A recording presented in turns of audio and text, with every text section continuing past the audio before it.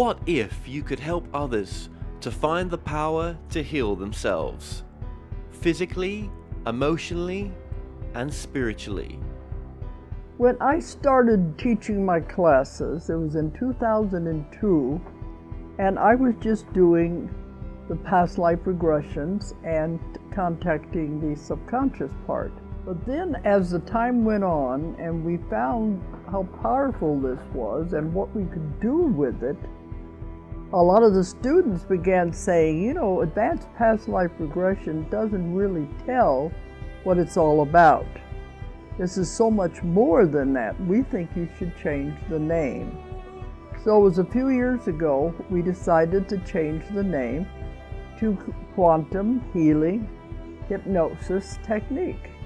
And this is the healing technique that we've now been teaching it, well, since 2002, that's 12 years. What if you could time travel with them? Visit mythical places or angelic realms, other worlds, other galaxies. Help others to speak to their higher selves. You can. Dolores has taught thousands of people from across the world how to use QHHT, and now you can learn her method by going directly to dolorescannon.com. And don't forget to mention the discount code MORETALKS.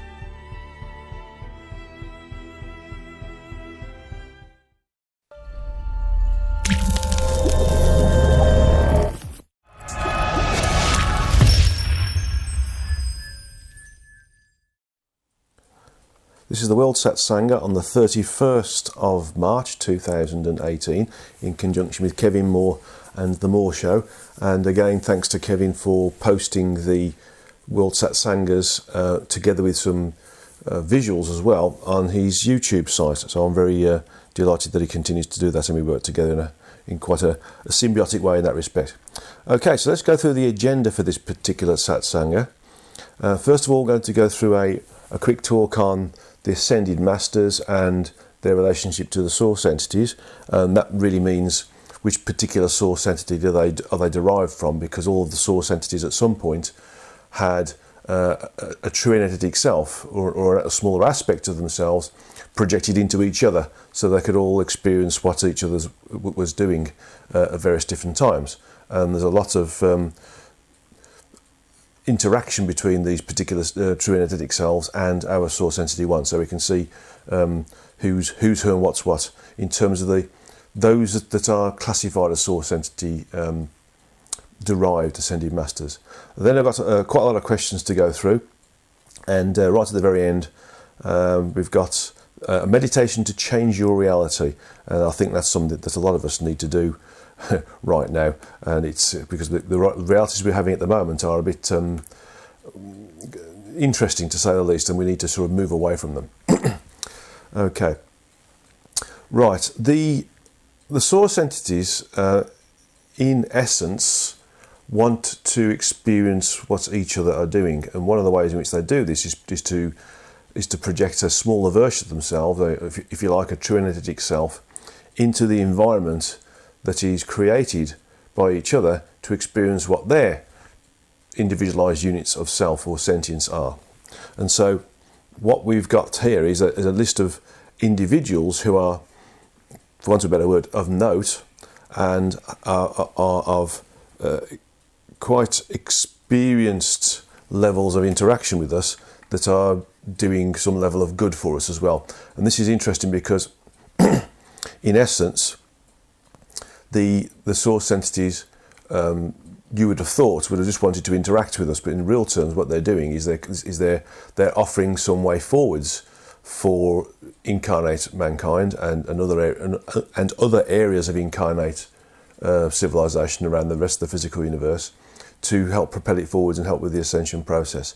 But we seem to have had over the last few thousand years quite a proliferation of the interaction with the true energetic selves of some of these source entities.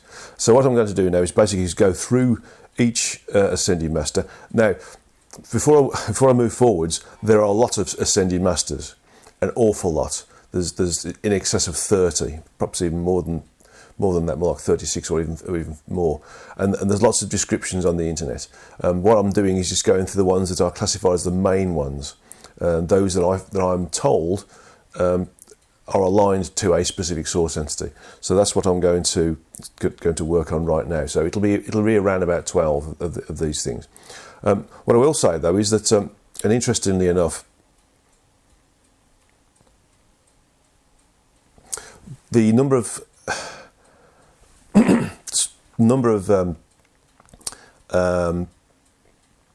ascended masters that we know about is about 13, but you have to think of it in terms of one of them is Babaji, and Babaji is aligned to Source Entity 7.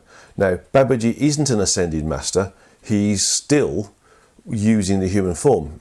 Clearly, he can dematerialize it and reconstruct it in different areas, and he does a lot of his work in the background, so to speak.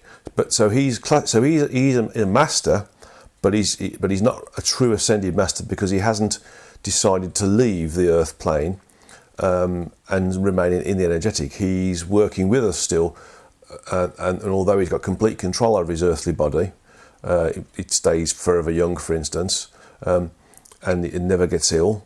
He does work in the background and works with us in some way. So he's like the 13th, so to speak. And there is another one as well, which I'll come to later, where there's two ascended masters that are part of the same true energetic self, and I'll explain that later. So Babaji is aligned to Source Entity 7, and he's responsible for the reintroduction of, through various other entities such as Lahiri Mahashai and Sri Yukteswar, and later Paramahansa Yogananda, for reintroducing Kriya Yoga as a modality and a method of gaining a level of self-awareness and self-realization whilst still incarnate. Gautama Buddha is aligned to Source Entity 11. Now, Buddha is another famous Indian avatar, if you want to call him that. But basically, he also found that, or established a way of becoming self-aware or self-enlightened. He himself created a method through many years of seeking and practice and study to work out how to project the consciousness or be aware of, through changing his conscious state, into and outside of those areas that are associated with the human form and into the rest of the physical universe. Clearly, we know his history. He was born into a very wealthy family as a prince, and decided to renounce that. But most of his ways basically are about the middle way, which is being not too good, not too bad, not too moved along any particular line. And in real terms, what he's doing there is he's showing us how to stick with a life plan and not get distracted either side. So he's the second one. He's aligned to Source Entity 11. Now, Confucius is another ascended master, and clearly he's one of a long line of philosophers, and he's associated with Source Entity 3.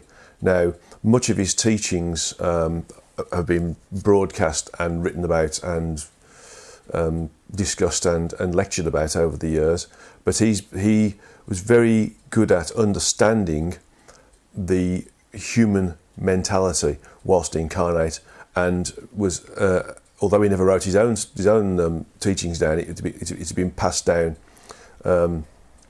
by word of mouth, and then later broadcast and written down as people started to write down. So really his students were the ones who wrote the information down about how to exist, how to be in the physical but not of the physical, and how to work with the thought processes associated with how we think, behave and act. Jivale Kula is aligned to Source Entity 9, and there's quite a lot associated with the work of this particular ascended master, and you can find a lot of the information about him in Alice A. Bailey's channeled works, and there's some direction from these particular books that established that he again was, when incarnate, a Tibetan master as well. I mean, Tibet and the Himalayas and India gave birth to a lot of really high-ranking, highly capable masters of the metaphysical, masters of understanding who they are, what they are, and were able to really control the body, as with Babaji. Dijwal Kul was very good at being able to master and work with the environment around himself. And so he's another one that's although he actually has moved on and ascended, could have stayed had he decided to do so. El Moira is aligned to our source entity, Source Entity 1, and he has been a tireless worker for this particular planet and the betterment of humanity, and in fact is supposed to have had a number of different incarnations, such as Abraham and even King Arthur and Thomas Becket, although some of these you might want to take with a pinch of salt and use your own intuition to work out whether this was particularly a reasonable analysis of any sort of downstream incarnations. But El Moira is supposed to have worked with some of the other ascended masters, such as Saint Germain and Serapis Bey, and again Dijwal Kul and Kuthumi later. And again has worked through, as did the previous ascended master, Dijwal Kula, work with the Theosophy organisation founded by a lady called Madame Blavatsky. Okay, so that's something that needs to be sort of thought about. Is that we have to think about what is real and what's being created or invented. He's also supposed to be very, very close to the highest frequency that is still within the multiversal environment, that is closest to not needing to incarnate anymore. So basically this particular master is a very high ranking and highly evolved entity. Okay, there's all sorts of stories about him being part of being part of the Ashtar Command and these sorts of things. But my feeling is that this is just misinformation and misdirection.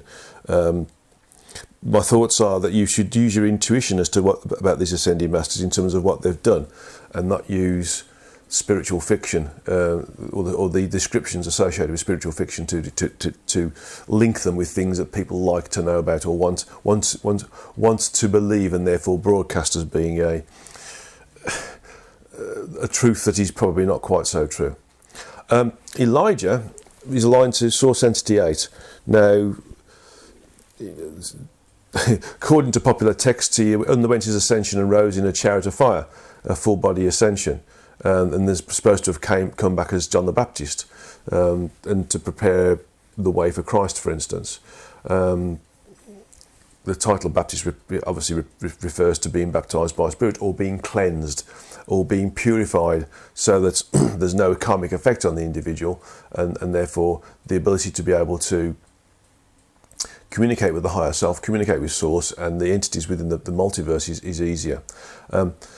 In essence, this comment about ascending and being risen in a chariot of fire may lead some individuals down the path of, he was an alien, for instance, or another incarnate, was part of another incarnate vehicle that visited the Earth. But again, use your own intuition to work out and understand whether this is just simply a way of saying that when he chose to ascend or chose to move out of incarnation, he simply disintegrated or dissolved his body, and the energies associated with that would have been seen as being maybe even floating in the air, or maybe even bright and of different colours and being oscillating or undulating as well. Okay, Source Entity 2 has Hilarion associated with it, and Hilarion has been around quite a lot. He has quite a history with Greece, Crete, which is where I've got my property there that myself and my late wife Anne used to go to, and I still go there. And it's an area where I pick up a lot of energies, and it's also an area where I also communicate with some of the entities that are there, and other incarnate entities that aren't indigenous to the earth. Hilarion is an interesting ascended master because he focuses a lot on things like technology and science, and helps to broadcast new ideas through some of his helpers into those minds of incarnate individuals who are of the right level of education and the right level of expansion, and therefore able to bring into manifestation new types of technology that would not normally have been here. And I'm picking up that he was also involved with some of the ideas of creating memory, solid state memory in computers. Again, this particular individual is within the fifth full dimension. When writings, or esoteric writings, talk about these masters as being in a different ray, a certain first ray, fifth ray, fourth ray, a ray of violet, and all these different things, they're talking about two things. One, the frequency that they're currently residing within, and or two, the full dimension that they're residing in, and that is their true and energetic self, not specifically them. So you have to think about it in terms of frequency rather than a ray of light or anything else. When you can look at these different ways of using nomenclature, and then you start to add them together, you start to realise that they're not always consistent. But when they are consistent, you can say, okay, this is starting to show a decent metric, and then you can start to understand how close they are to the end of the evolutionary cycle, and therefore how close to recommuning with Source they are. Okay, the entity that's called Jesus, which is supposed to have been a reincarnation of the Master Sananda, is aligned to Source Entity 4, and Christ, from my understanding, means to be purified, and the big series of lessons that Jesus gave to us was basically a way to be in the physical but not of the physical, to love the neighbour, to understand that they're simply souls working to try and exist in the physical and evolve as a result of it. The thoughts are that Jesus was really a composite soul, where there was three aspects working together within the same body, such as the entity that's called an archangel, Michael, and Saint Germain. My feelings are that may well have been the case, but not on a consistent basis. That entities of this level don't stay in the same body all of the time. So, although there may be an association with Michael and Saint Germain, it's more likely that would have been in times of requirement, where there needed to be the skills and experiences that they've achieved and experienced in incarnation brought through to the entity, the Sananda, who is incarnating as Jesus Christ, to help out and control those who are here. Jesus' main plan was to change the thoughts, behaviours, and actions of people, and therefore raise their frequencies from this particular level into the higher frequencies and higher dimensions whilst incarnate, and again remove the need to incarnate to continue the evolutionary cycle. Krishna, who is a Hindu master, is assigned to Source Entity 5, and there's a number of different Indian avatars. There's 4 main Indian avatars, and lots of people believe that he's the 8th incarnation of Vishnu. It's clearly, he's done a lot of work and was associated with the Bhagavad Gita, which is, in storytelling terms, a way of describing how one might win the battle of the ego in real terms, and work with understanding the same things as Jesus, to be in the physical but not of the physical, and therefore renounce the physical but still need to work with it. Very popular ascended master in India. Kuthumi is aligned, or Kuthumi, depending upon how you say it, is aligned to Source Entity 6. It's supposed to be a Chohan or a Lord associated with the second ray. Again, think of it in terms of the first ray would be the highest point within the multiverse and therefore closest to recommuning with Source. The second being the next level sort of down. He's also classified as being a world teacher, as was Jesus, and actually as was Buddha, and as was Confucius. I mean, they're all world teachers, aren't they, in real terms? But in essence, they've all had significant incarnations here, Pythagoras being one, for instance, and St. Francis being another one. There's lots of thoughts that Kuthumi might well come back and incarnate again to help people move forwards and remove this particular downward spiral that we're experiencing in our frequencies right now that hasn't really moved forwards. Saint Germain is associated with Source Entity 10. It's quite a popular ascended master, actually. He was associated with the seventh level, the seventh ray, but in this instance they call it the violet ray. He's also been linked to Merlin, Francis Bacon, Columbus, etc. But more importantly, and interestingly enough, the same true energetic self also is that is associated with Saint Germain is also associated with the Lady Master Portia. So here you're seeing an ascended master and an association with another ascended master, but really they're the same ascended master because they're from the same true energetic self. If you like, they're twin flames. Now, a twin flame, in my understanding, is the same soul or same aspect being split out into two different bodies. So this, but from most people's understanding, a twin flame is part of the same soul group. So we have to think of it in terms of actually he's not a twin flame per se, he's from the same soul group or an aspect from the same true energetic self as Lady Portia. So what we have here is two ascended masters being linked together as one. So when I see Saint Germain, I also see Lady Master Portia being the same thing. So I tend to ignore the Portia bit because it's a bit of a distraction from the more dominant personality, as it were, that was presented to us even as late as the 1700s. Okay, the next one is Maitreya, which is associated with Source Entity 12. Now,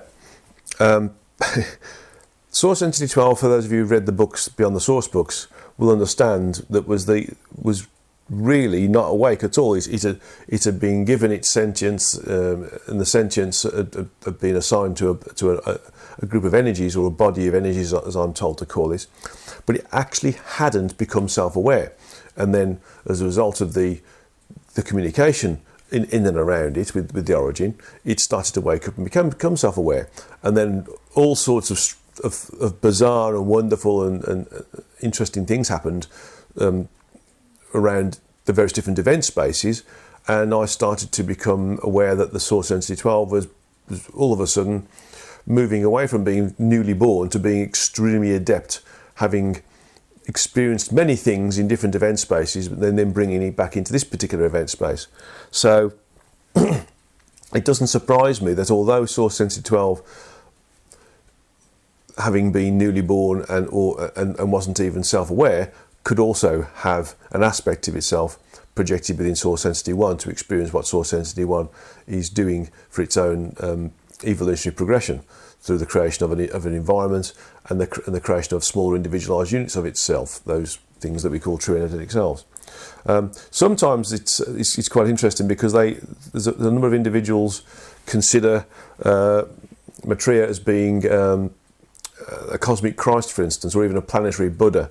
And he's also supposed to be another world teacher. So there's lots of things happening here with this particular individual as well. He's also supposed to have looked out for volunteers to help with the Earth as well, and help it move forwards. And there's all sorts of different entities who've done that, and even evolved souls from other planets within our solar system as well. So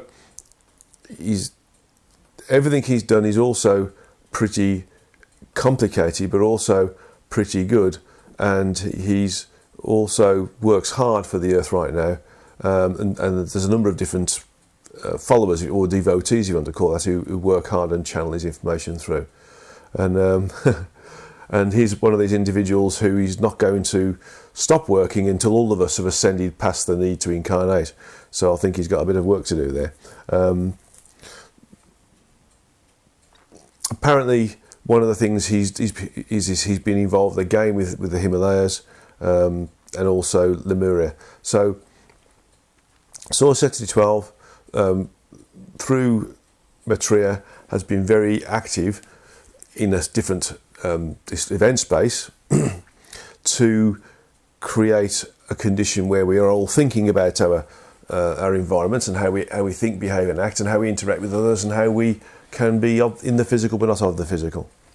So that's the association with the different ascended masters. A quickly summarised few statements about what they do and which particular source entity they're aligned to. Of course, previously we understood that Source Entity 7 was to do with Babaji, the non-ascended master, and Source Entity 4 was to do with Jesus. And this is based upon a question that the wonderful lady who looks after the transcription of the Satsangas asked about in the last Satsanga, but I knew I was going to create a whole lecture on this, albeit only a short 25-minute lecture. But I knew that was what I was going to do. That's what was going to be created in terms of the need for the information to come out. And so I deferred, rather graciously deferred, in February to present this information. Okay, so what I suggest now is we go into the questions, and there's quite a lot of questions, so I need to see how we can go through them. First question from US is, Galileo said that the universe and the laws of nature are written by the hand of God in the language of mathematics. Based upon your books that describe the higher concepts beyond our universe, it seems to hold true for other source entities and their created environments as well. This brings up some questions. First one, if of all the creative and imaginative possibilities available to source entity level beings, why are so many of them using sacred geometries that can be found right here on Earth, such as Source Entities 7's Vicicia Pisces, Source Entity 6's starfish-like environment, Source Entity 2's four-celled mitotic division stage, and Source Entity 4's ring donuts, and Source Entity 8's viral capsid-like spikes, and Source Entity 9's snowflake-like lattice structures. Well, you have to think of it in terms of the structure and the geometries associated with the structure that describes the functions of the energies and the frequencies of those energies, and the if you like, what they can do, what they can't do, what they can interface with, what other energies they can interface with. If you like, their list of functionalities is common throughout the origin. So all the source entities are doing is basically taking something which is a common function, a common level of understanding, and applying it in their own environments. There are some things which are standard, and that is the structure of the origin, and the source entities have to work with that. So that's why things like geometries are available throughout the origin, and therefore throughout the different source entities. Okay, a geometry is a representation of energy and frequency and its functionality, and that's the thing to think about. And so, as such, that is available throughout the origin. Okay. And the next part of it is, wouldn't I expect them to be more original than that, or are we just seeing the tip of the iceberg as usual? Yes, of course. As I just explained, it's because it's a function of the origin. It's a part of its own structure, which is not only common to it, but it's also common to the source entities, because the origin individualized smaller parts of itself to create the source entities using that which it is, and as such, that which it is has structure. And it's just that it's individualized, and the sentience is assigned to it, and that's why everything is the same. It's not a case of them being more original or thinking of a different way. It's just that they have to work with what they are, and what they are is a function of origin, and that also has these geometries as a function of description of the functions of the. I've used the word function twice there, as a way of describing the way these energies and the frequencies work, and what their interactions and capabilities and interfaces are. Next part of it is, would I tell you about something new about the inner earth, the environments, living beings, physical races and non-physical entities, the frequencies they're at, the earth core itself, of course, which is where they are, and whatever else you might enlighten us with.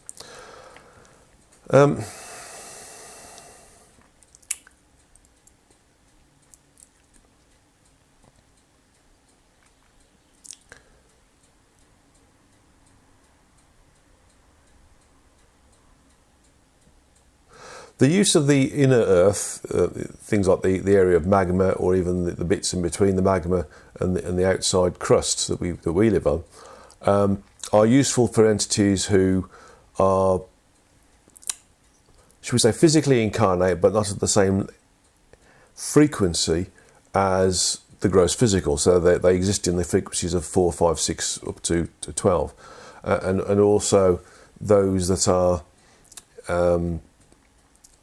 disincarnate and but like to move around various different parts of the physical universe without being part of it. So they simply are in a state where they use the energies of the earth to do their work. A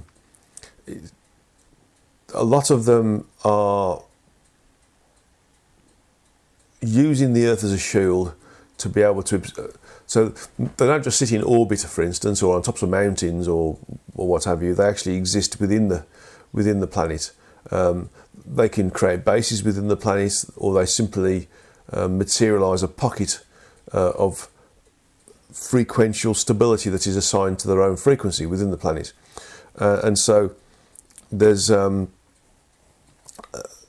5 different types of civilization, I'm told, that are using the internal capabilities of the planet in conjunction with their own technology and energetic functionality to be able to basically stay here and observe what's going on, whilst also using the energies, if required, to be able to power, if they're using a physical type of device to create their own frequential pocket or bubble, if you want to call it that, or if they're energetic, they simply use what energy is available that they can use from the earth to also sustain a level of, again, a frequential bubble or shield around them, so that they don't get affected by the low frequencies of the earth and the environment and the individuals within the environment. In terms of the description of them, some of them are just energy, balls of energy. Those that are incarnate tend to, looking at this, they tend to present to us a human form, although that's just to distract us so that we don't become focused on them, so to speak, when they do come in the sort of the area that we call the surface environment and interact with us. Really, I'm just being told they're just scientists. Their image isn't really of interest. For those of you who studied the myriad flora and fauna of the earth, there's millions of different families and different types of form factor, and that's the same for the physical vehicles that are in the rest of the physical universe. So think of any form factor that we've got on this planet, and you can guarantee that at some point in the physical universe somewhere else there's a similar form factor that houses an incarnate aspect, and is capable of coping with the sentience associated with that. Okay, so I'm not being very descriptive there, but it's difficult to show. I mean, there's things like there's mantis types of beings. There's a mixture of mantis and human form there. There's metamorphs there. There's another entity there which looks basically like a slug, but is able to form the appendage it needs to do the work it's doing. There's another body form factor there which you would think would come from Cirrus. He's got a similar image type to a lion, although it's not quite a lion, but we probably translate it using our memories and our experiences as it being lion-oid, although it's not quite. It's very close though. And there are others that look like a floating jellyfish, a stroke cuttlefish, which, interesting enough, I seem to remember being a similar form factor being in one of the other source entities. But of course, in the physical universe and all the plethora of areas of environments that are available, any of these particular forms may be duplicated within our source entity as well. So there's quite a few different forms there, quite a diversity of form as well, including not just the slug type shaped, but another entity which looks almost like it's jelly, for instance. And I'm just having a bit of a chuckle to myself because if those of you remember the 1950s B movie with Steve McQueen called The Blob, was it 50s or 60s? I can't remember now. It's that sort of thing where it's like a sentient goo, basically. And again, it's very similar to the slug type body because it's quite amorphous and it can create whatever form it needs to be able to do its job. But most of its work is done by the manipulation of energy. Okay, let's move on to the next one from SO. And it's a very personal question, this, and it's I was wondering about the attunement you had in Sweden. Do you know the ET/divine race that gave it to you, and are you still in contact with them? Actually, I don't know the race, and I don't even have any contact with them, so it's an interesting question. So I'm going to ask.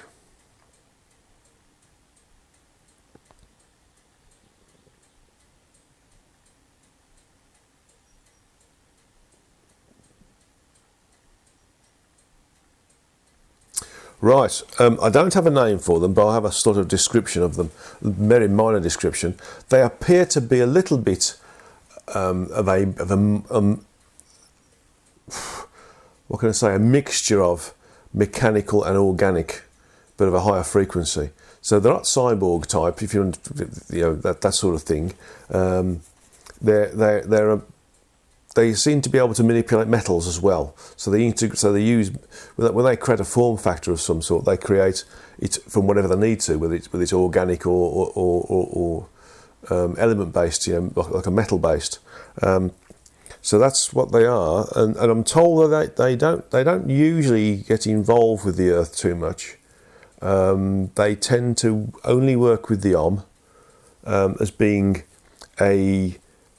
an advocate for the Om, so to speak, and what they do is they're able to come closer to the Earth than the Om can normally. So without having to incarnate, and Om don't generally incarnate. In fact, they can't understand why I've incarnated, to be honest. But there we go. And really, they do the work at various different physical levels in the physical universe on behalf of the Om. So I don't have a real name, although I've just been given something that would help. I've been told they're called the Gratutnik, whatever that means, Gratutnik. And that's, rather than an English word, that's like a sound that's being used. And not even a sound, it's a frequency that's used to describe them. Okay, right, that's that particular question done. And yeah, I'm not in contact with them at all, really. I was there. I had to go back 5 times for reattunements or top-ups or fine-tuning or calibration, if you want to call it that. But I've I've not really thought about them or been in communication with them since. And I think that's because they'd done their job and I was there for them to do their job, and that's it. And I've moved on and I'm doing what I am doing. Okay. Right then, another one from the US. It says, here's a question that still boggles my mind about our function as creator beings in training. I've tried to phrase this question in different ways to get a clear answer since I asked a similar question in our Satsangha in February 2017. In The Origin Speaks, The Origin said, nothing is new, it's just different entities experiencing the old in a different way, which is exactly what I desire, differentiated experience and understanding. So there's a series of sort of nested questions here, I suppose, that try to extract what this particular question's all about. The first bit is, do we really create anything ourselves, or did Source create everything in multiverse from the start? We are individualised units of Source, so everything we create is Source, basically. But you have to think of it in terms of we are in the third evolutionary cycle right now, and so a lot of what we've done in this particular evolutionary cycle is experienced by other entities. It's just in a slightly different way. It's a bit like looking at a statue from different angles. You know, you can see a statue in front of you, but unless you've looked at it from all angles, including looking down from the top and looking up from the bottom, you don't see the different things that you would see at all. You know, you don't see the whole thing holistically. And so, although everything's been done before, it's been done again by different people because they're seeing things from a different angle, experiencing it in different light, different temperatures, for instance. You know, looking at the statue, this is, and you know, and with different levels of newness associated with it. So you have to think of it in terms of everything that's experienced is experienced in a different way. But everything that's experienced in our multiverse is created by us in general. Okay. So in other words, the next part of this question is, in other words, is the form, in brackets, energetic structure held by frequencies, in the brackets, already in existence, or do we just come to meet it and experience it at a certain location? When we go through an evolutionary cycle, the Source disintegrates the multiversal environment that it's got, because all the smaller individualised units of itself are reabsorbed into communion, and then it creates a new multiverse in a different part of the origin, and maybe it keeps the same structure, maybe it doesn't. But if it keeps the same structure, I'm being told it has so far, although the first structure was a bit different to what we've got now. The last one plus this one is fairly similar to each other. So we've got the same possibilities for experience, but in a different location within the origin, and different energies associated to the origin as well. So in some respects, it's there for us, and then we are projected into this particular environment, and we experience it in its structure in a pre-constructed state, although we do create and construct within it as well. So if we do create anything, where does the creative process start? Meaning at what level of beingness? From the moment we have a desire to create, we are creating. So this links into the next part. We know that desire creates the intention to thought and then to action, but is it that initial desire coming from the ego level, or the soul level, or the true energetic self level, or all of the above, depending upon the ever-changing situation? Not from the ego. The ego is a function of the incarnation. So it comes down from the aspect level, the soul level, I suppose, maybe in conjunction with the life plan, and therefore under guidance of the true energetic self. But usually it's a function of that which is remembered or retained within the energetic memory of the aspect, and then is known to be something that needs to be experienced or created. The ego is simply a tool that is used by the aspect to exist within the incarnate environment, because it's created through incarnation and through the almost total separation of communicative ability between the aspect of sentience as projected into the human form and the remaining much larger sentience, which is the true energetic self. So the desire to create things or uncreate things is a function of the aspect, and not particularly the ego. The ego is the, if you want to think of it in this way, the ego is the interface on a computer. It's like the DOS shell, for those of you who've been around a lot longer. and the true function is the background software, so to speak. So the ego is the interface with the outside world, the user interface, and the soul, or the aspect, is the subroutines in the background that make it work. And the true energetic self is the bigger software that is allowing things to work, all things to work, so to speak, the major operating system. There's more parts to this. As do we, in brackets, as incarnate entities, close brackets, by our own frequency, consciously choose to interact with, or unconsciously end up interacting with whatever structure is already there at that time, same frequency, in a static multiversal location, or some event-space version of a static location with other entities in it? Yes, we do. The whole point of us being individualized is that we do interact. So we have this desire and this intention and this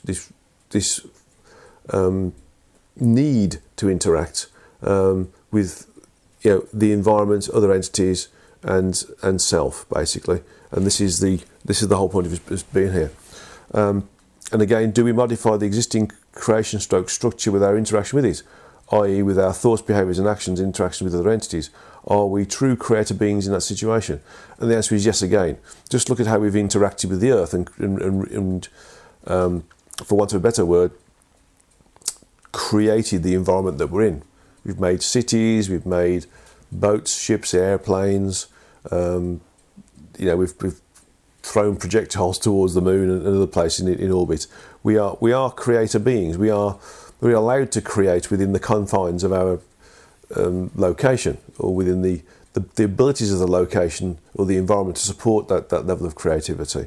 So we are creator beings. We're master creators, actually, because when we disincarnate, there isn't anything we can't create.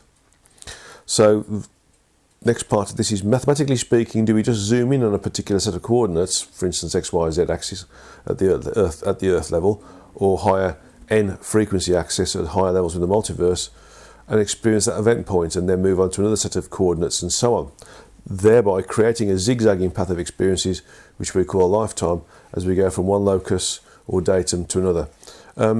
Basically, yes, that's a good way of describing it. We get drawn to experiencing certain things, being in certain areas, creating in certain areas, and so although we are guided in some respect, and we seek guidance, and we create that which we want to experience as well, together with our guide and helpers and true energetic self. So although it's not a case of it's random, it's actually planned as well. So it's not like a random movement around the physical or the universe or the multiversal environments. It tends to be planned as well. So the rest of it is that what life is? Is that what we are as the experiences on behalf, that which experiences on behalf of Source to contribute to Source, its peers and the origins progression? Well, I'll continue. Does that mean that we as individuals are repeating event streams and other beings have already done in their way and in their time at the same coordinate point? Or is every entity choosing an absolutely unique and differentiated path with multiple parallels in every lifetime? Yes, all of those. So basically, from the top down, the origin is the overall, the ultimate creator. It wanted to experience, learn and evolve faster, so it eventually created the source entities. So the source entities are individualized origin sentience, given a body of energy that is part of the origin to be able to work within the origin. So they are individualized but smaller units of the origin. Our particular source entity decided to create even smaller versions of itself and populate an area that it separated out from itself to create an environment based upon the structure of that which it was, which is obviously a smaller version of the smaller individualized function of the structure of the origin, to experience that structure in any way, shape and form we can do, including the interactions with other individualized units of itself. So those true energetic selves and the projections of the aspects and even the shards are smaller individualized units of source sentience attached to a group of energies or a body of energies. So even they are right down to the shard. The shard is really individualized source aspect sentience. Aspect sentience is individualized true energetic energy sentience. The true energetic energy sentience is individualized source entity sentience, and the source entity sentience is individualized origin sentience. So we are experiencing everything ultimately on behalf of the origin. So we are, look, if you take away all of the structure in between, we are small individualized units of origin sentience that has been sub-individualized by those entities that have been created by the origin, and then sub-created on the way down. Okay, well, I hope that explains that particular question. We're going to keep going now. There's quite a few left, actually. We'll have to look and see how we go with this. We might have to use some of this for the next Satsangha. Okay. Next question is from WP, and who asks, sometimes it seems as if life on this planet was a mistake. Somewhere along the line we began incarnating on planet Earth, and in doing so we forgot our divine essence and got lost in the materiality and accrued karma, which then set in motion multiple reincarnations with the hope of systematically offsetting karma and once again becoming aware of our divine essence and no longer requiring earthbound incarnations, which is where we begin the whole drama in the first place. Sounds like much ado about nothing when all the dust has settled. No, the Earth is not a mistake. It's a very well calculated and planned out location for a very well planned out experiment in individualized free will rather than collective will. And the issue is that the lower down the frequencies we are, that we've created as a function of our immersion into these frequencies, has meant that the more we've incarnated, the more we've become addicted to these low frequency thoughts, behaviours and actions associated with these low frequency environments and beings around us. And so we've started to lose our communicative ability. So we forget who we are as a function of low frequency connectivity between that which we really are, our true energetic self, and that small part which is projected into physical. So it's not a case of everything is a mistake and a completely random wild card that's come about. It's very well calculated and planned and actioned. It's just that when we come into this particular environment, we lose all communicative ability. Well, near as much as there is there, we lose almost all of it. I'm being told we lose over 99% of it, and we then have to work with ourselves, who over a period of time starts to forget who it is and starts to associate itself with the human form. So it's a very important thing to do, is to be involved with the incarnation and work in a way which is completely and utterly individualized. Think of it in terms of the mouse or the rat having to try and work with a blind rat or a blind mouse having to work through a maze to find the food in the centre of the maze and then come back out again. It's a bit like that. That's the experience.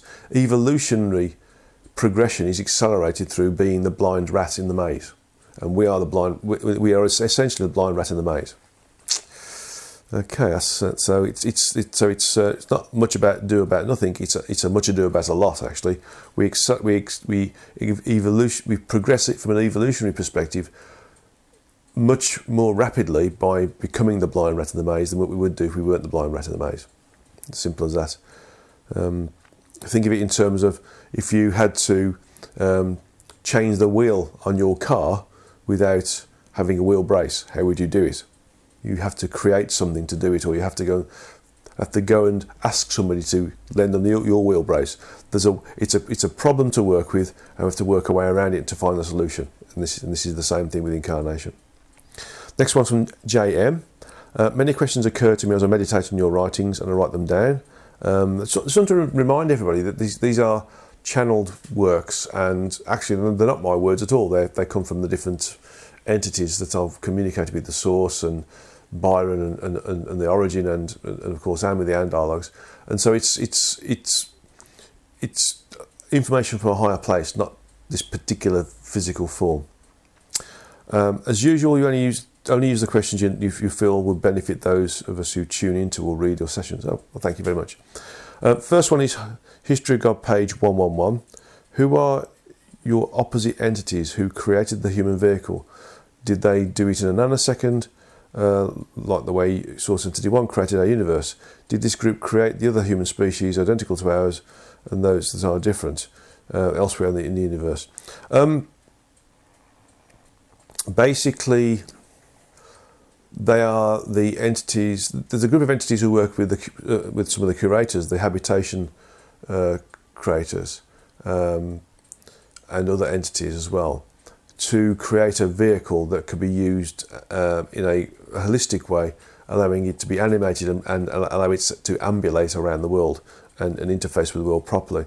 They're a mixture of curator entity and a mixture of entities who are within the evolutionary cycle. The number of entities are in the evolutionary cycle who also work with the maintenance entities that maintain the evolutionary structure and efficiency of the multiverse. And they tend to be in groups of 12 because there's 12 frequencies and 12 full dimensions and 12 zones and all these different things that are above the dimensions. So they tend to be groups in 12 because I've been being told it makes mathematical sense to be able to harmonise in that way. So they're a mixture of curator entity and a mixture of those that are in the evolutionary cycle, such as our true and energetic selves, for instance. On page 179 of the History of God, what are some of the other senses that you have but are not aware of having? I think these are from, is that relevant to myself?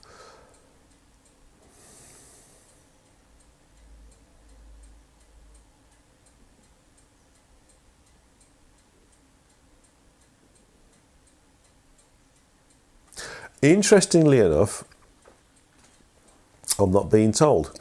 I'm not being told because I'm not supposed to, because I'm being told again that they will cause a distraction. So I have to operate in the physical by being part of the physical in its entirety. And so basically, if I was aware of the other senses that I've got but can't use, or not aware of, then there would be a temptation to use them. And that could, in its own right, become karmic because it would create ego. So most individuals who have incarnated on the human form, who have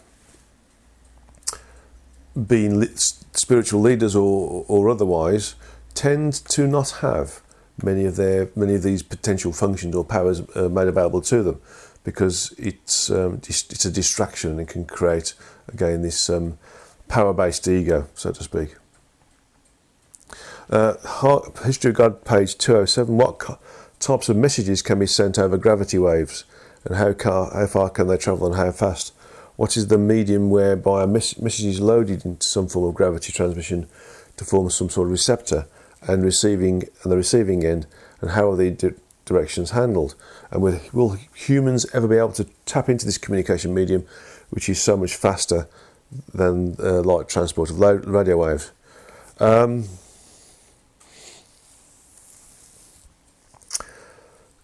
Gravity waves are a function of attractivity, and so attractivity is also a communication medium, and it's an instantaneous thing from what I can see. Gravity is just what we would describe it. It's relevant to gross physical mass as well, and density. But there's levels of attractivity that have levels of attractivity within them, and so this is why you get physical bodies being in orbit with each other but not crashing into each other in general, because they have a certain level of attractivity or gravity, but they only get to a certain point, and then they don't get any closer in general. So unless they're thrown there or there's something happen that makes them crash together. But my understanding is it's the use of gravity or as an energy, for instance. It's an attraction of subatomic particles right down to the anu it's like when you communicate via gravity, you communicate via the attractivity, and it's passed from the lowest common denominator in the physical to the next one. So if you think about how electricity moves down a wire, it goes from one electron or one atom to another one, to another one, to another one, and that happens at the speed of light. Well, this is at the speed of almost at the speed of sentience. It moves really, really quickly. So to be able to use a gravity wave to communicate, we would need to be able to tap into the very base fabric of the physical universe, and use the fabric of the physical universe to communicate. Now, when this happens, we will, mankind, incarnate mankind, will at some point in the future be able to understand this. We will have what you call intergalactic communication on a real-time basis. It would be dealt with in terms, because the way it's transmitted, it would be everywhere at once. So you transmit something and it's instantaneously everywhere.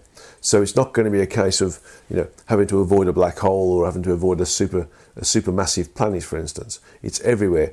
The use of the gravity wave is a function of attractivity, and everything is under attraction to everything else in some way, shape, or form. So when you log into this level of structure and you're able to use it as a communication medium, it'll be everywhere at once. So there will need to be a device which is able to seek out the lowest common denominating particle, if you want to call it that, or structure, which is the anu, within the gross physical universe.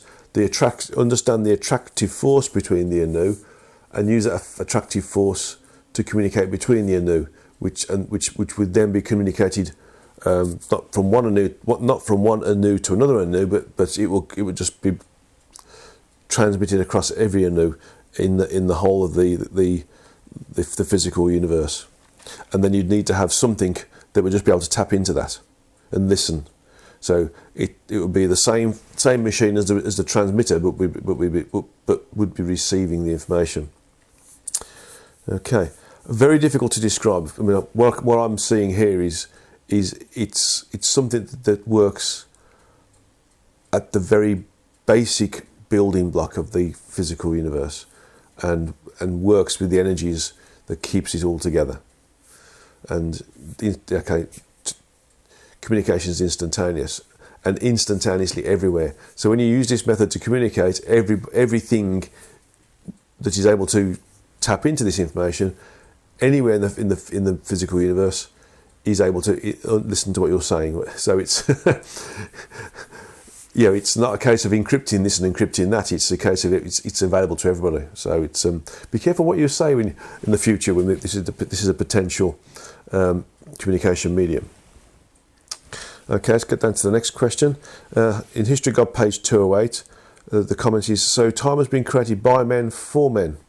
What does it mean that time can be manipulated? Can we humans manipulate time consciously or deliberately? Actually, yes, we can manipulate time. I wrote a very short article on it, and I may well add it to the transcription, so that can be broadcast as well, as to how you can do it. It's by using your intention to slow it down. I mean, time doesn't exist. Events exist. Event space exists. Event streams exist, and we go from an event to an event, and there are events joined together by the start of an event and the end of an event. That's the intention of an event, or the desire of an event to be created, or an action to happen. So the desire, the intention, and the thought and the action is what starts off an event, and that's usually created by ourselves. So we create events, we create time. Time is something we've used to describe or divide up the distance from A to B, basically. How long does it take to get from A to B? 2 days. Okay, we've divided days into portions of metrics and divisions, those divisions being hours and then minutes and then seconds. How do we do that? Actually, rather inaccurately, because we've got a calendar which is inaccurate every 4 years. We have to recalibrate it by 1 day every 4 years. So actually, we haven't even got time sorted out. Our own metric is in error, and we know it, but we still use it. So it means so we don't manipulate time per se. We manipulate the event. We manipulate the event by having the desire to change the event. And that's how we do that. That's how people understand. That's how some people can see the future or the past, because they can go from one event, they project their consciousness from one event to another. Okay. The next question from JM is at page 210 of the History of God. The origin is continuously improving the way it was created and how it creates in order to better itself and everything that's part of.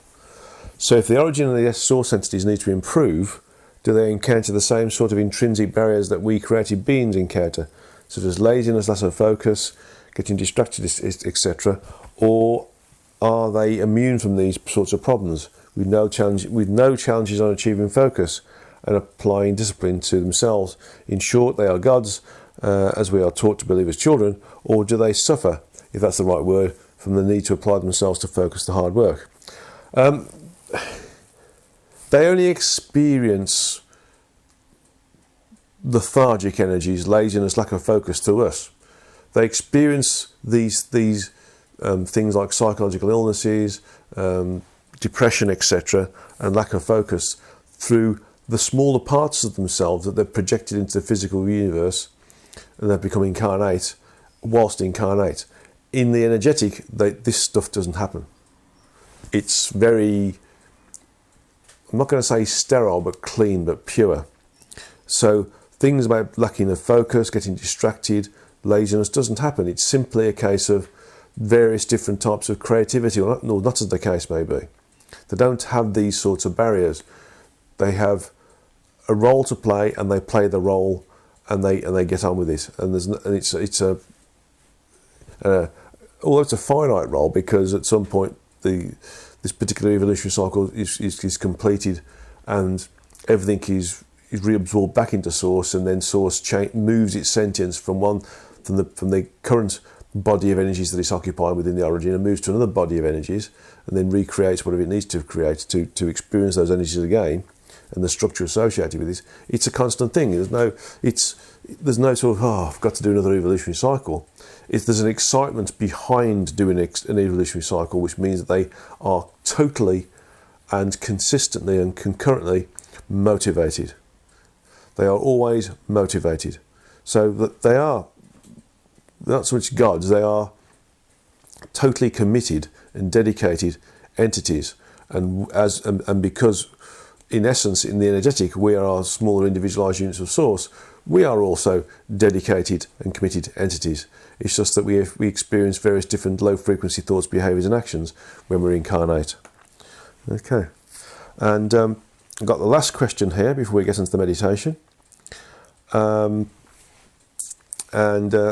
This is an interesting question, and it relates to a personal friend of WP.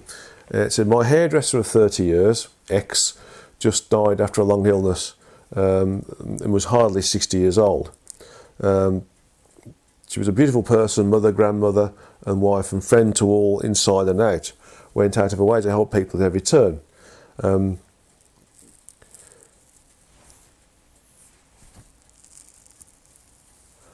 This person and I had countless others loved her. So I'll start again. This person was loved by everybody basically, and they all each prayed for her in their own way, but to no avail, it seems. That person demised, or the form demised. We all have this experience in losing loved ones, just like I did in terms of the late Anne. Not so long ago, and our hearts ache for each other. It almost seems like when we pray for somebody, we're interfering with their life plan. And could that be why prayers don't work? Jesus healed, his disciples healed, but we cannot. Is it that we are not intended to do so, or is it that we have not evolved to a point where we can do so? I believe you said in an earlier Satsangha that prayer could be effective if the recipient embraced it. Regardless, it seems that we are not looking at death properly, and therefore that's why we get profound grief.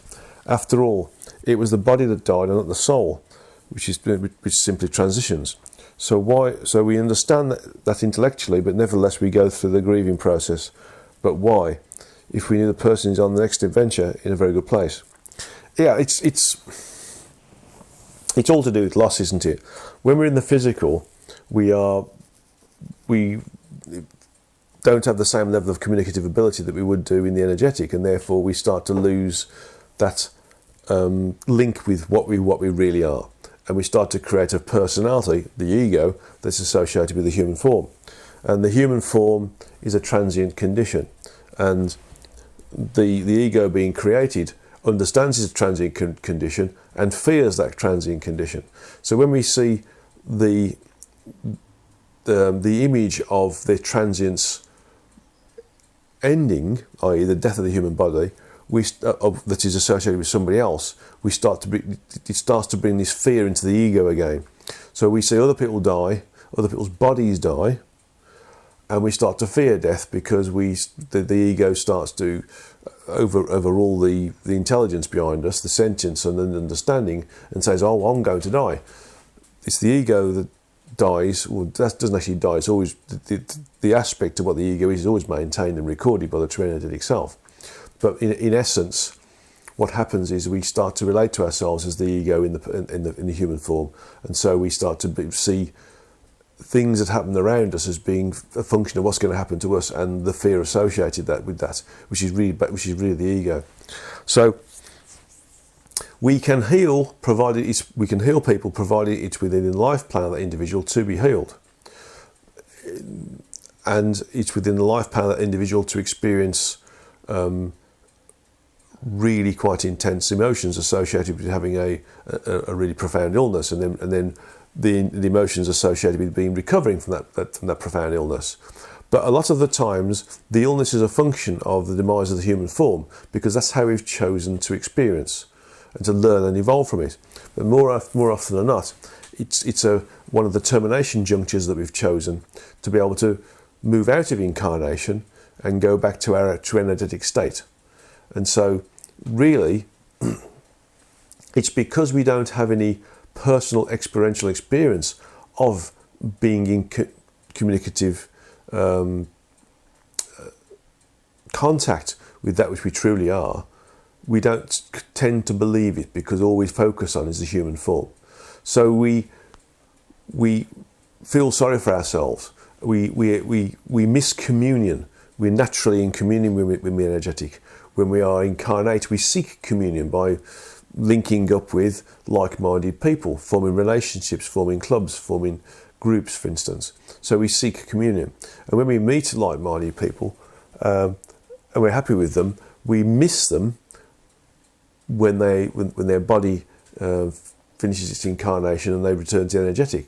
So it's a very selfish thing, this is. It's not about misunderstanding things. We are selfish because we want them to stay here, because they distract us from the ego's fear of the demise of the human form, and they make us feel like we're having a level of communion that we normally have in the energetic.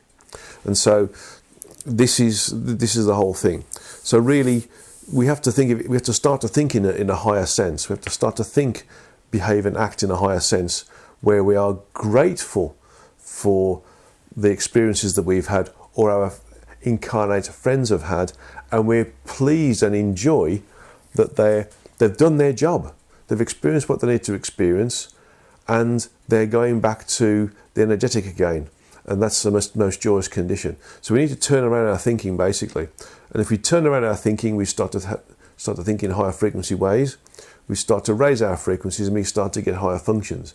And as we start to get higher functions, we start to think in higher frequency ways, higher frequency thoughts, behaviours and actions, and we increase our frequencies and we get higher functions. And we get to the point where these higher functions create a condition where we are naturally in communication at a higher bandwidth with our true energetic self, and therefore we no longer cut off from our true energetic self through bandwidth reduction, and then we'll know who and what we are, and that the ego will dissolve, and we'll no longer have an issue with the demise of the human form, and we'll no longer miss those who return to the energetic.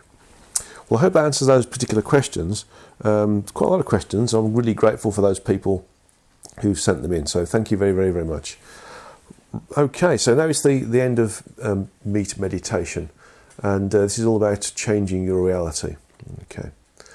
Something that I think a lot of people need to have the capability of doing. So I want you to just relax, sit in a straight backed chair if you can, or sit on the ground cross-legged if you can. Close your eyes, focus the spiritual or third eye,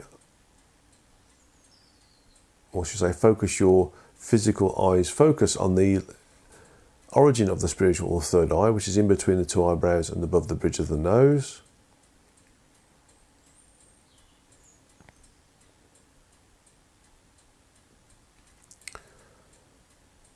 With your feet flat on the ground and your palms uppermost, and with the hands, palms uppermost, placed on the upper thigh where the thighs meet the lower body.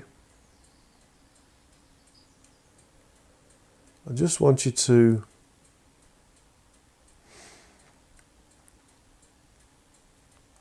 just sink into what your current reality is. What is it that you exist within? What's the environment? What are the individuals around you? Who are those that you interface with?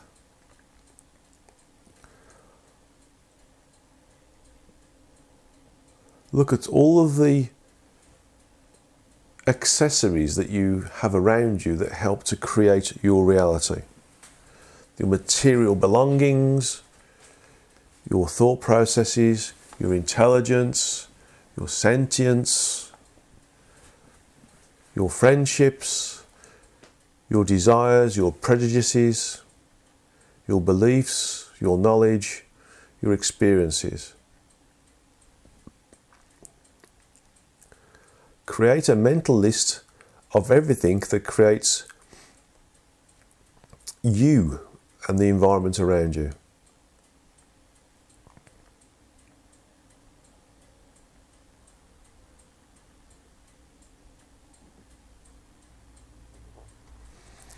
In whichever way you have created what you've created as your reality, you have created it in a level of abundance.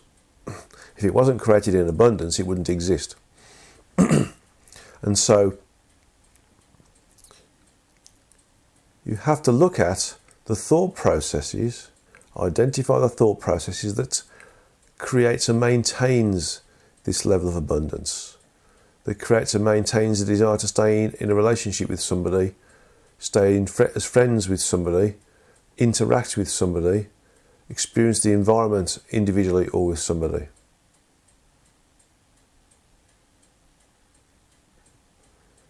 Also, this could be how you interact with the environment from a worldwide perspective, how you think about things politically, how you think about things from an observer point of view, whether you detach from them, whether you feel integrated with them, whether you feel absorbed with them, whether you empathise with them.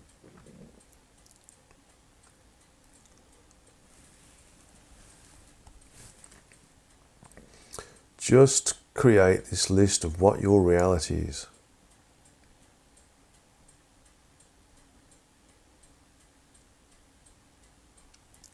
Think of the reality as being a simple shopping list of things that happen around you,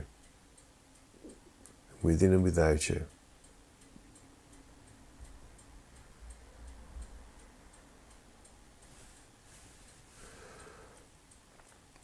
Now then, all of those things that you've listed out, place on a piece of mental A4 paper. That's reality one. That's your existing reality. Put that to the left of you. On the right is a new piece of A4 paper, completely blank.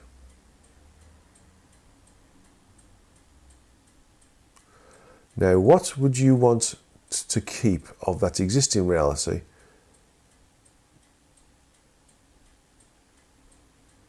And what would you want to throw away?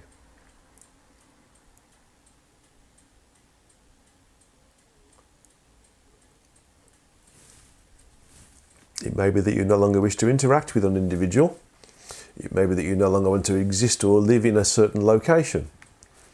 It may be that you don't believe that the things that are surrounding the departure of you from one location to another are being effectively used or introduced.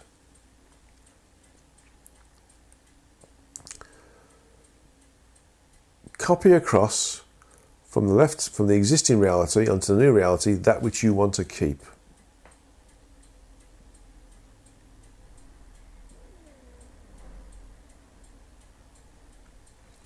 This will form the basis or some component parts of your new reality.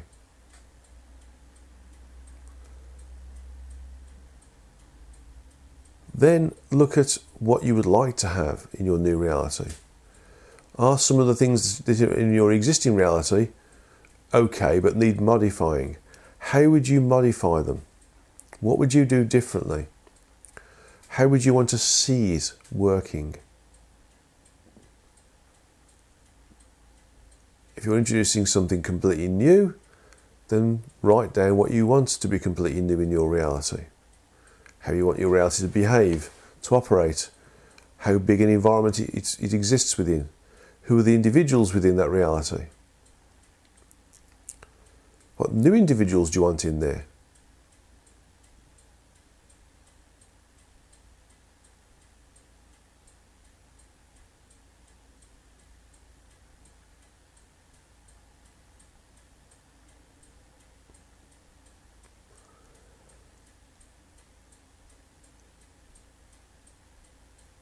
Visualize your new reality being what you really want to be, where you want to be, who you want to be, what you want to be experiencing, when you want to be experiencing it, what level of experience do you want it to be.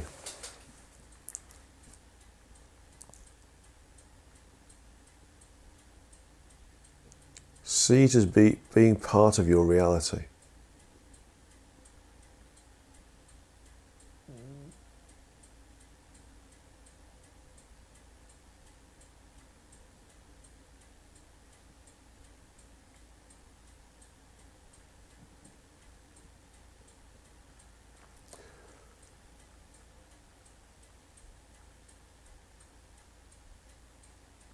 Modify that which is okay but could be optimized. Write it down or present it or visualize it on your new sheet of paper, the new reality, in the way that you really, really want it to be. Would you rather live in a different place? Would you rather have an expensive house or a more thrifty house? Would you rather change friends? Would you rather be in a different location on the earth? Would you like to have a different and deeper level of understanding about your greater reality?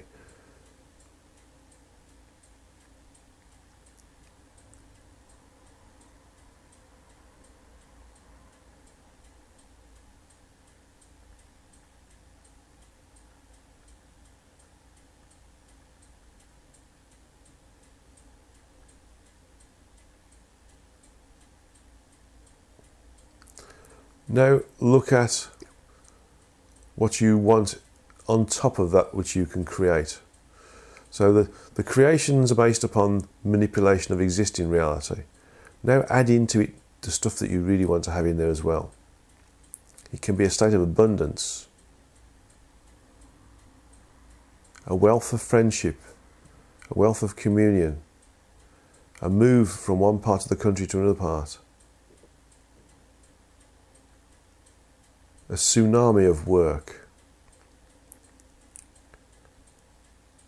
Put on this piece of paper what you want your reality to be, from a carryover perspective, a carryover modified perspective, or a completely new perspective.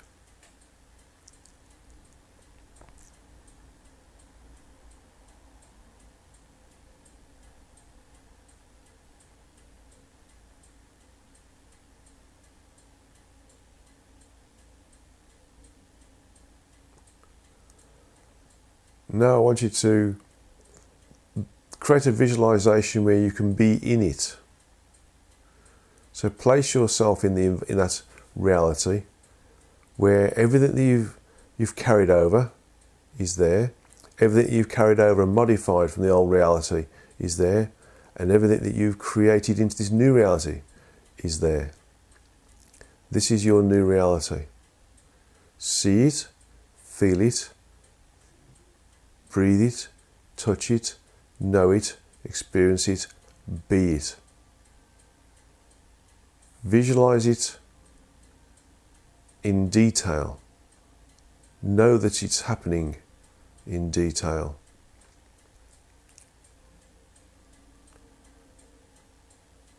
You can even put a time frame on it as to when you want it to, not time doesn't exist. Place an event space as to when you want this to happen, this reality to happen, either straight away, which I would suggest you do, or at some other point in another event space of the future, if you want to call it that. You can create little event spaces that lead up to your new reality. So a stepped change of realities that allow you to get there.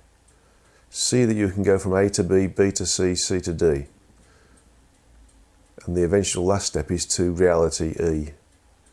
So you can create lots of little realities to get you to where you want to go to. Or you can make a big jump and go to the first level, which is the ultimate finished reality.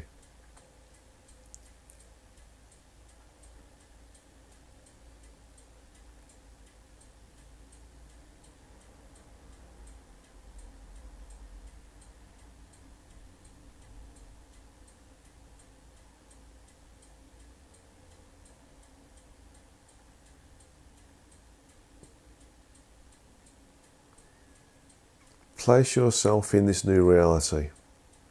Be absorbed in this new reality. Think about this new reality all of the time. Be in this new reality and just see how it starts to manifest. Meditate on it every day. Morning, noon and night. Have no doubts. Have no fears. Know that it is happening. Not that it will happen, that it is happening now. And you will change your reality from that which you are currently in, as one reality, into that you are going to be in fact, are already in. And you will see the reality that was change into the reality that is the new reality. Just feel how good you feel that you're in this new reality, this optimal reality that is what you really want to be in this particular incarnation, what you want to experience in this incarnation, who you want around you in this incarnation, and the environment you want to be in this incarnation.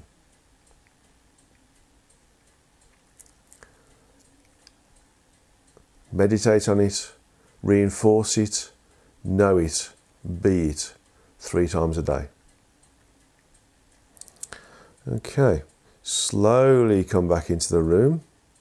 If you want to, you can write down the differences in your old reality and your new reality, what you're going to carry over, what you're going to carry over and modify, what you're going to recreate new, to help you manifest it. To create it, make it more solid, make it more now. Okay, so if you haven't already done so, come back into the room and open your eyes. Take a drink of water to help to ground you. Go away and work on this reality immediately so that you don't forget what is in your new reality, what you're deleting from your old reality, what you're carrying over and modifying from your old reality to the new reality, and what you're creating new into your new reality. And this is the end of this particular Satsangha on the 31st of March 2018 in conjunction with Kevin Moore and the Moore Show. And for those of you who experienced the really quiet Satsangha last month, I had a problem with the attenuation of my microphone, so I had to play around with the the audio a lot to try and get the volume back, because it was really quiet, and apologise for that. But hopefully the transcription was a good backup for you. And thank you very much for listening to this Satsanga this month, and I look forward to seeing you next month, or hearing you, or being part of the energies associated with your interaction with the Satsanga next month. And it's looking like it's going to be on the 28th of April 2018. So thank you again for listening, thank you for interacting and sending questions in, and thank you for just being here and interacting with others. So Source is love to one and all, God's love to one and all, and Namaste.